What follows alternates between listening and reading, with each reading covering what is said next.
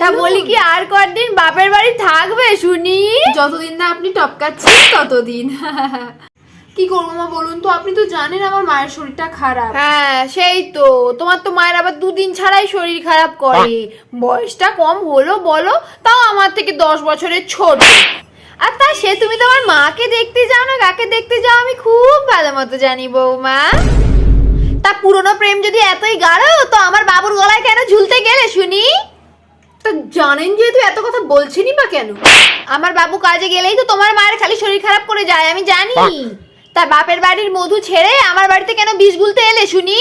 ভেবে তো ছিলাম বিষটা আপনার চাইই দেবো, তার আর সুযোগটা কোথায় দিলেন বলুন আপনি? এমনি এমনি না আমার চুলগুলো সাদা হয়নি, আমি জানি খুব ভালো মতো পাশের বাড়ির পাঁচুর সাথে তোমার প্রেম ছিল।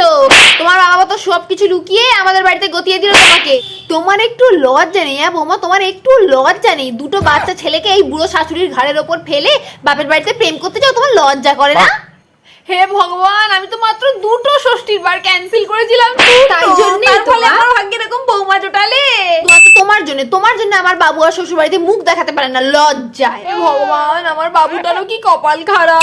খালি একবার তুই শ্বশুর বাড়িতে এসো, এবার একটা না একটা তোমাকে ফয়সলা করতেই হবে। এক তোমার ওই পাঁচু, নালে আমার এই বাবু।